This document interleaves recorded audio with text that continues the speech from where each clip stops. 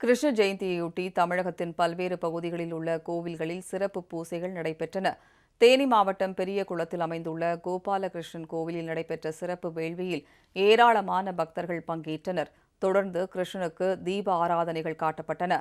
விழுப்புரம் அருகே உள்ள மருதூர் வேணுகோபால சுவாமி கோவிலில் கிருஷ்ண ஜெயந்தி விழாவையொட்டி வழிபாடு நடைபெற்றது. பின்னர் உரியடி நிகழ்ச்சியும் நடத்தப்பட்டது. இதேபோல் ஓசூர் வேணுகோபால சுவாமி கோவிலில் ராதா ருக்மணியுடன் புல்லாங்குழலுடன் காட்சியளிக்கும் கிருஷ்ணருக்கு சிறப்பு அலங்காரம் செய்யப்பட்டு தீபாராதனை காட்டப்பட்டது.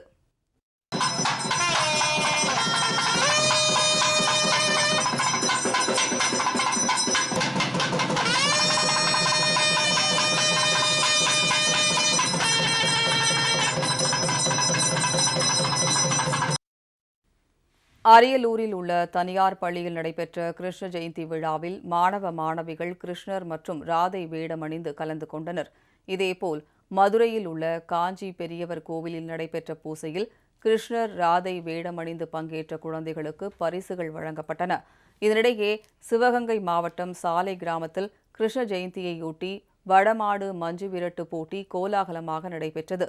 நிர்ணயிக்கப்பட்ட நேரத்திற்குள் காளையை அடக்கிய வீரர்கள் குழுவுக்கும் அடங்காத காளைகளின் உரிமையாளருக்கும் பரிசுகள் வழங்கப்பட்டன.